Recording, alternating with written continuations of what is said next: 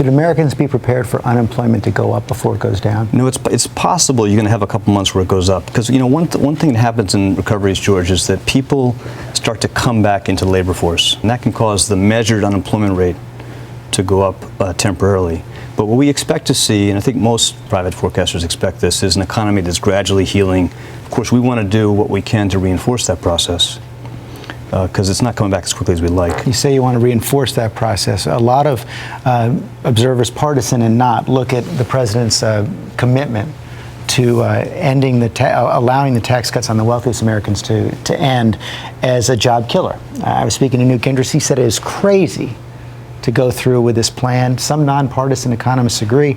And your own CEA had put out a paper in June that said tax increases are highly contractionary. So how do you respond to those who say you're putting this fragile recovery at risk? We're proposing to extend tax cuts that go to more than 95% of working Americans, more than 95% of small businesses across the country. We also think it makes sense to let those tax cuts that only go to 2% of the highest earning Americans in the country to expire as scheduled. So you reject the argument that those are contractionary? We do. But it's still a fragile recovery. And the mayor of New York, you met with him on your visit here, put out a proposal over the weekend where he said, why not extend all the tax cuts for a year or two, coupled with a solid commitment for deficit reductions in the future? Why isn't that a good idea? Well, if you extend, particularly these tax cuts that only go to 2% of the highest earning Americans, then there would be a much higher probability they'll be extended indefinitely, and that would add $700 billion to our 10-year deficits. That would be a deeply fiscally irresponsible act. How firm is the president's commitment to this proposal?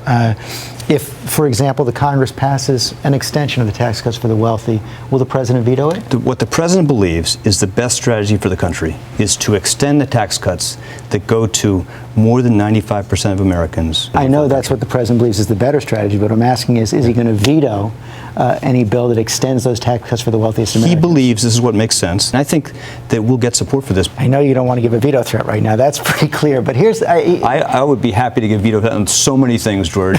You have no idea. But not this. But, no. But here's the problem. Speaker Pelosi has said she wants this to come before the election. I assume that's the president's preference as well? Well, they'll have to decide. Most people don't think you're going to see the legislative outcome finished on this until after the election. That's right, and here's the danger. You then are playing chicken up against the deadline of a January 1st increase in taxes, and we've all seen the possibility of gridlock in the Senate, which could lead to what a lot of people would consider the worst outcome, tax increases for everyone. That would be I believe that would be a very irresponsible act for the country, and it is the responsibility of the Congress to make sure that does not happen. Let me ask you also about the president's relationship with Wall Street. Alan Greenspan was asked about it over the weekend. Here's what he had to say. I've never seen anything like this.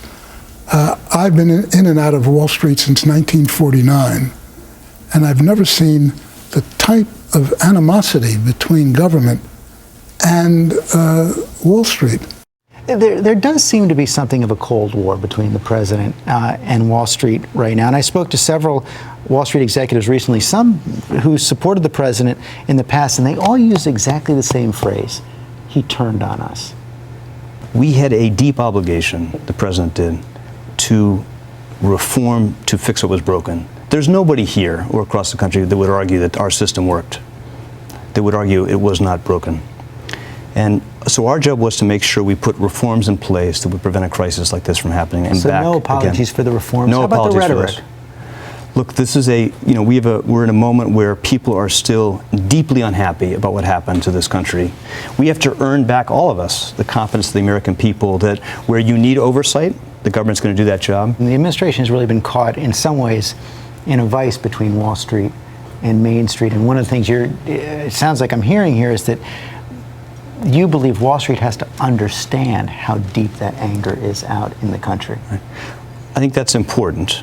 But what our job is to try to do what is in the broader public interest. Do you feel any need to deal with at least the perception problems on Wall Street? Do you feel a need to reassure Wall Street that the president is not their enemy and to deal with what they consider to be an anti-business attitude? My view on this, George, is people want to see what you do. They're going to judge you by the quality of the judgments you bring to these questions. It's by looking at what we do that we can help earn back the confidence of the business community about American people as a whole, that we're going to get the right balance of the country. And no more business tax increases? Well, the business community always wants their taxes lower. They do. It's understandable. And you could say that's what their job is, to argue for lower taxes. But our job is, again, to make sure we have an economy that is stronger. That's our responsibility. Our responsibility to look out for that public interest. Finally, your own future plans. I know you've said many times that you serve at the pleasure of the president. So if he asks you to stay the whole first term, you'll stay? I will stay as long as he asks me to stay. Okay. Mr. Secretary, thanks very much. Nice to see you. And there is much more of my interview with Secretary Geithner, including his take on the controversial consumer advocate Elizabeth Warren on my Bottom Line blog at abcnews.com/GMA.